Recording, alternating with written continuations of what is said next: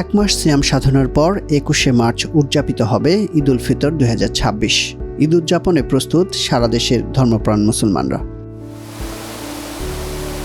কিন্তু ২০ মার্চ অর্থাৎ ঈদের আগের দিন দেশের বিভিন্ন স্থানে ঝড় ও বৃষ্টিপাত বেশ ভাবিয়ে তুলছে ঈদ উদযাপনে মুখিয়ে থাকা ধর্মপ্রাণ মুসলমানদের।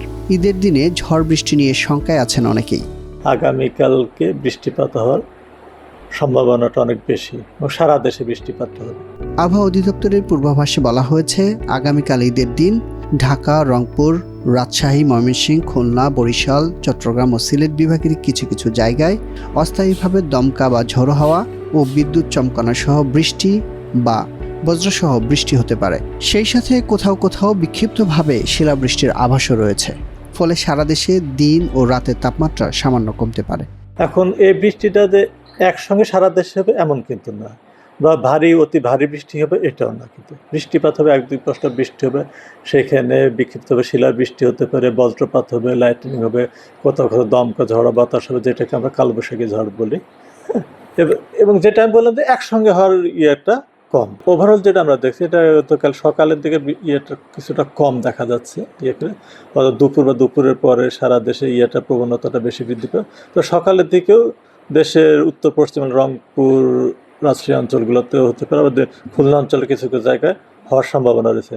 তবে সারা দেশে আগামীকাল ঈদের দিন বৃষ্টিপাতের একটা সম্ভাবনা রয়েছে এবং তাপমাত্রাটা সহনীয় অবস্থায় থাকবে, মানে একটু আরামদায়ক তাপমাত্রা থাকবে, মানে অতি গরম বা ওরকম কিছু থাকবে না, এবং বৃষ্টিপাত থাকবে। এবং বৃষ্টিপাতের আপনার দুপুরের পরে বৃষ্টিপাতের আশঙ্কাটা বেশি, তবে যে কোনো সময় বৃষ্টিপাতটা হতে পারে।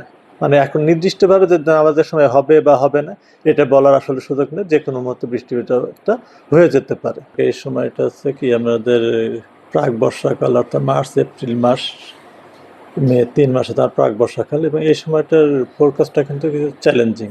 তবে আমরা যে অন্যান্য সময়ের কথা যদি বলি, বর্ষাকাল বা শীতকাল, এটা কিন্তু এই সময়টা আবহাওয়াটা খুব দ্রুত চেঞ্জ হয় এবং এই সময়টা একটা বজ্রমেঘ তৈরি হতে ০.৫ ঘন্টা থেকে ১ ঘন্টার মতো সময় লাগে।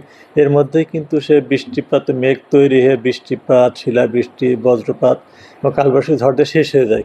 শুধু ঈদের দিনই নয়, পরের দিন অর্থাৎ ২২শে মার্চও বৃষ্টিপাত ও ঝড়ো হওয়ার পূর্বাভাস দিয়েছে আবহাওয়া অধিদপ্তর। এতে বলা হয়েছে, রংপুর, রাজশাহী, ঢাকা, ময়মনসিংহ, খুলনা, বরিশাল, চট্টগ্রাম ও সিলেট বিভাগের ২-১ জায়গায় অস্থায়ীভাবে দমকা বা ঝড়ো হাওয়া ও বিদ্যুৎ চমকানো সহ বৃষ্টি বা বজ্রসহ বৃষ্টি হতে পারে। সেই সাথে কোথাও কোথাও বিক্ষিপ্তভাবে শিলাবৃষ্টির আভাসও রয়েছে। তবে এই সময়ে আগের দিনের চেয়ে সারা দেশে দিন ও রাতের তাপমাত্রা সামান্য বাড়তে পারে।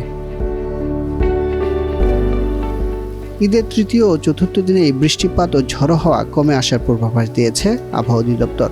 ফলে ওই দিনগুলোতে আগের দিনের চেয়ে সারা দেশে দিন ও রাতের তাপমাত্রা সামান্য বাড়তে পারে।